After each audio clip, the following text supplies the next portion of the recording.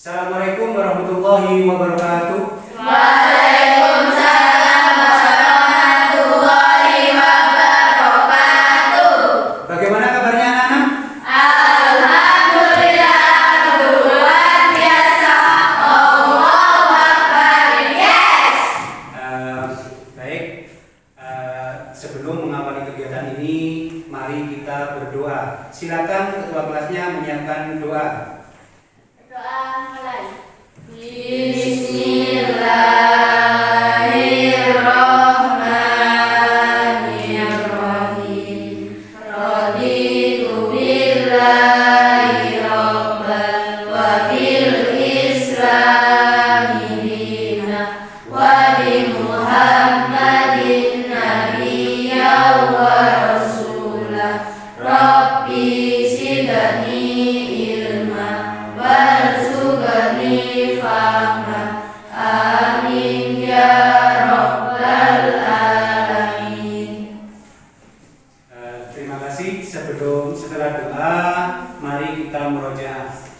Kita membaca surat Al-Insyirah dengan harapan kita semakin bertambah semangat di dalam belajar dan mendapat kemudahan. Dimulai dari ta'awudz. A'udzu billahi minasy syaithanir rajim. Bismillahirrahmanirrahim. Alam nashrah laka sadrak wa wada'na anka wisrak alladzi anqadha dhahrak wa rafa'na laka dzikrak fa inna ma'al usri yusra. Inna ma'al usri yusra. Fa idza faragta fansab wa ila rabbika farghab. Diakhiri. Shadaqallahul adzim. Sebelum melangkah ke arah yang lebih lanjut, saya akan mengabsen. Ayo, hari ini siapa yang tidak masuk? Andri. Terus siapa lagi? Puri. Untuk selain Andri dan Puri aman ya, semuanya masuk ya? Alhamdulillah. Untuk Andri kenapa Nana? Sakit. Oh, kalau sakit semoga Andri oleh Allah dipercepat sembuhkan ya. Kalau tadi siapa lagi? Puri. Kenapa?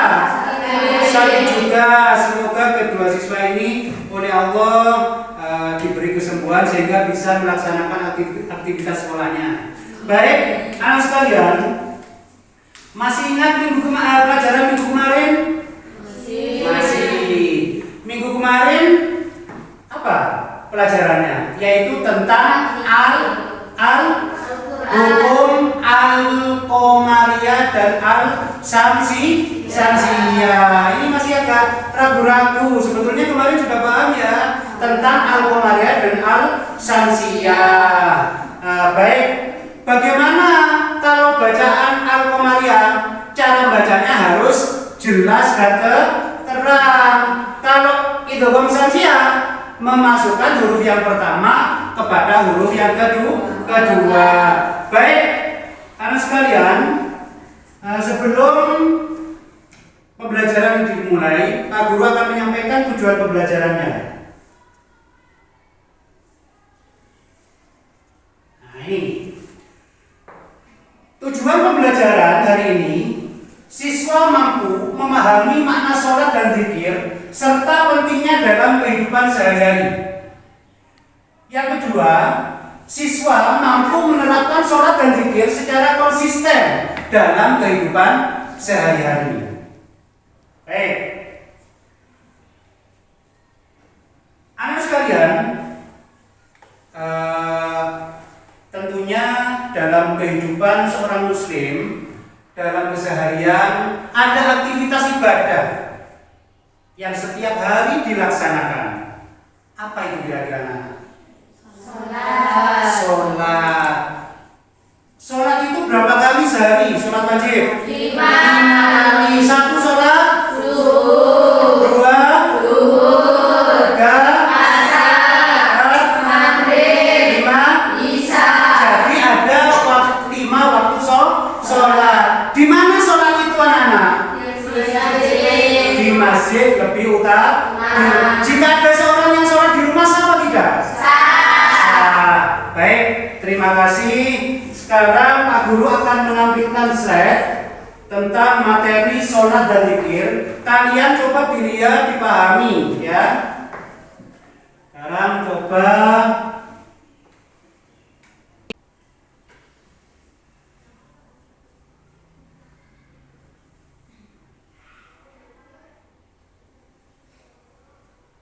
waktunya habis. Baik.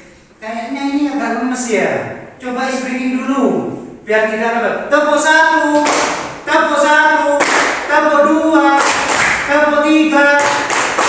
Tepuk tangan untuk semuanya.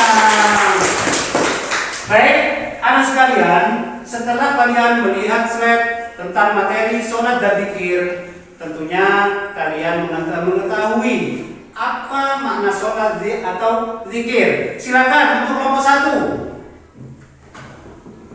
Saya mengetahui pengertian sholat. Sholat adalah perkataan dan perbuatan yang diawali dengan takbir dan diakhiri. Terima kasih untuk kelompok 1. Selanjutnya kelompok yang mana ini?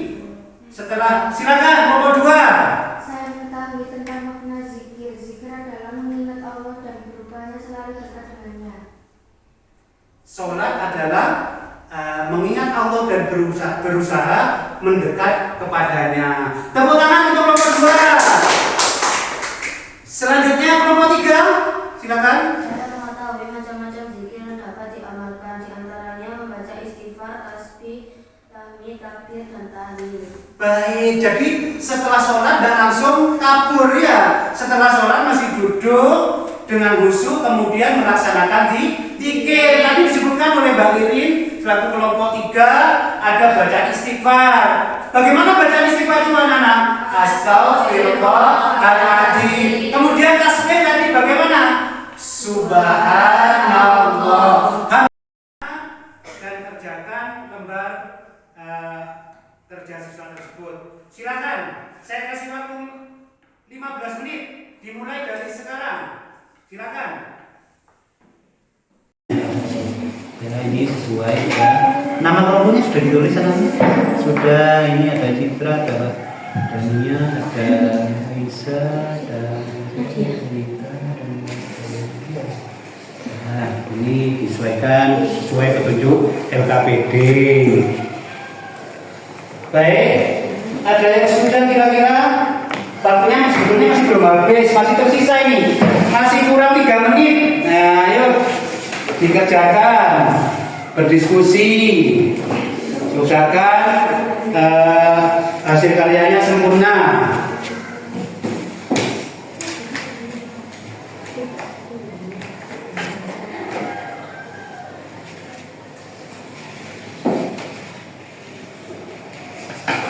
Baik, waktunya habis ya. Sudah semua?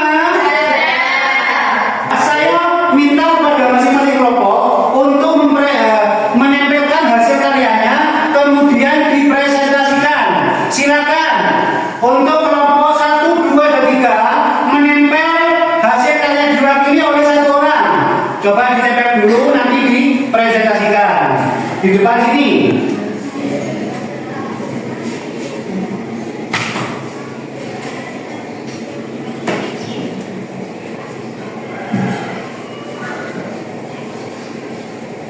Baik, ayo siapa dulu yang bisa menempel?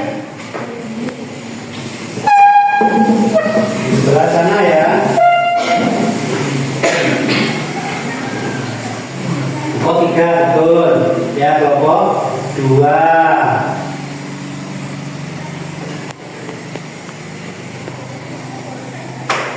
Baik, bisa. Kalau siapa ini yang mau presentasi dulu ini? Siapa ini? Ayo, kelompok 1, silakan untuk semua kelompok 1 maju ke depan. Semua semuanya berbagi pengalaman. Ayo silakan.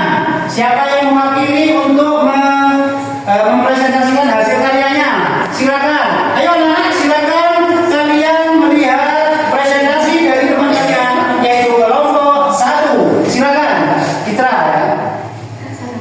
Assalamualaikum warahmatullahi wabarakatuh. Waalaikumsalam warahmatullahi wabarakatuh. Di sini kami akan mempresentasikan hasil kerja kelompok kami. 1. Jelaskan secara rinci hikmah-hikmah dari pelaksanaan sholat 5 waktu dalam kehidupan sehari-hari. Mendekatkan diri kepada Allah Subhanahu wa Ta'ala. Sholat menjadi sarana utama untuk mengingat Allah dan menjaga hubungan spiritual yang kuat. Menjauhkan dari perbuatan keji dan mungkar. Sholat dapat mencegah seorang melakukan perbuatan dosa karena selalu merasa diawasi oleh Allah Subhanahu wa Ta'ala. 2. Berikan argumen yang kuat mengapa sholat dan zikir dapat menjadi bentuk pelarian atau pemenang dalam menghadapi kesulitan dan tekanan hidup. Menghadirkan ketenangan batin dengan berzikir dan sholat, seorang merasa dekat dengan Allah yang dapat memberikan ketenangan jiwa di tengah kesulitan. Bentuk komunikasi langsung dengan Allah. Sholat adalah sarana bagi seorang hamba untuk memohon pertolongan dan kekuatan dari Allah ketika menghadapi masalah. 3. Mengapa penting bagi umat muslim untuk menghadirkan perasaan khusyuk dalam melaksanakan sholat? Jelaskan bagaimana kualitas khusyuk ini dapat mempengaruhi hubungan individu dengan Tuhan yang orang lain di sekitarnya. Khusyuk dalam sholat menunjukkan kesungguhan hati dan ketulusan dalam beribadah yang membuat sholat lebih bermakna. Pentingnya berkhusyuk membantu fokus dan mendekatkan hati kepada Allah Subhanahu wa Ta'ala. Menjadikan sholat sebagai sarana refleksi diri dan memperbaiki akhlak. Pengaruh terdapat hubungan dengan Tuhan. Dengan khusyuk seseorang merasakan kehadiran Allah Subhanahu wa Ta'ala dan semakin yakin pada kekuasaannya. Pembangunan rasa syukur, sabar, dan tawakal dalam menjalani kehidupan. Pengaruh terhadap hubungan dengan orang lain. Orang yang khusyuk dalam sholat akan memiliki akhlak yang baik, lebih sabar dan santun dalam berinteraksi dengan sesama, menjadi pribadi yang tenang dan tidak mudah marah, serta menjadi teladan bagi orang di sekitarnya. Baik, tepuk tangan untuk kelompok 1.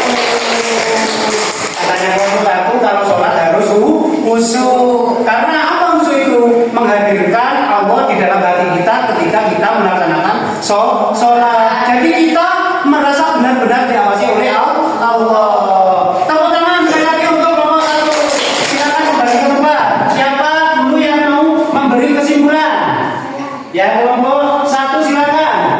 Sholat dan zikir berfungsi sebagai jalan untuk mengatasi berbagai tekanan hidup. Keduanya membantu seseorang mendapatkan ketenangan hati, mengurangi rasa cemas, dan memohon pertolongan kepada Allah Subhanahu wa Ta'ala.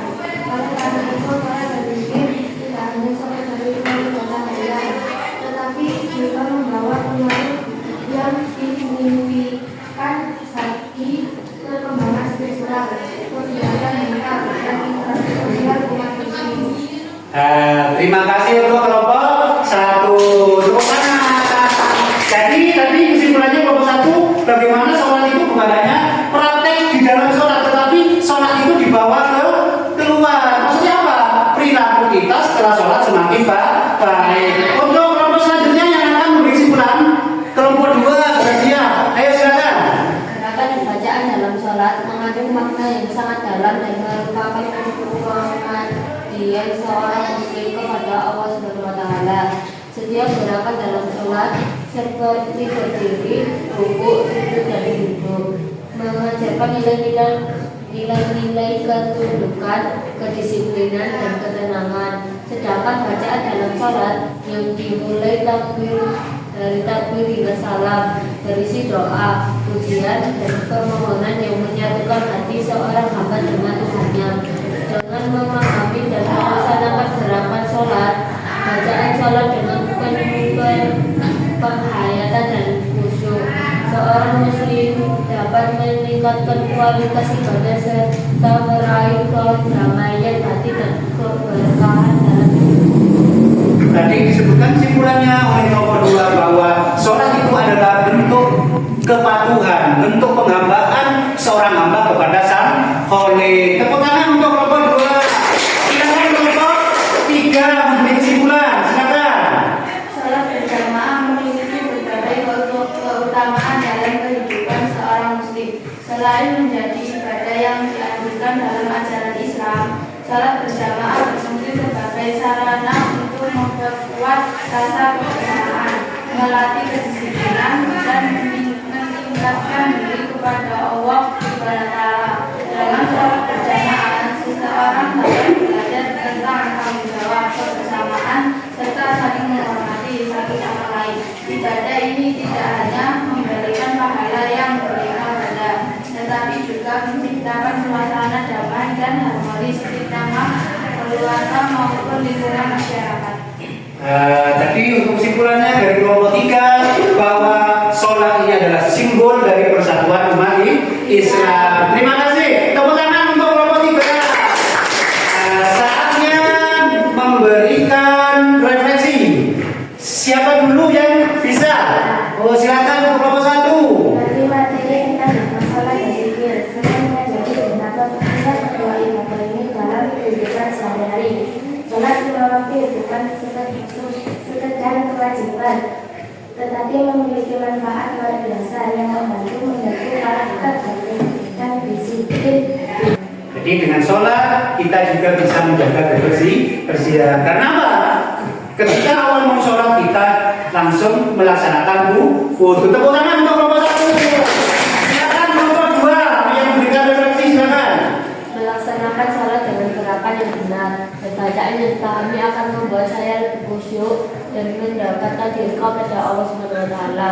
Saya juga belajar untuk menjadikan salat sebagai sarana untuk menenangkan hati, menghilangkan kecemasan, dan memperbaiki hubungan saya dengan Allah. Ditanyakan atau masih belum paham? Tidak. Semuanya paham? Kalau semua paham, minggu depan kita akan belajar ke bab selanjutnya. Mari kita tutup kegiatan ini dengan bacaan hamdalah. Coba Mbak Citra ditutup dengan bacaan hamdalah. Alhamdulillah.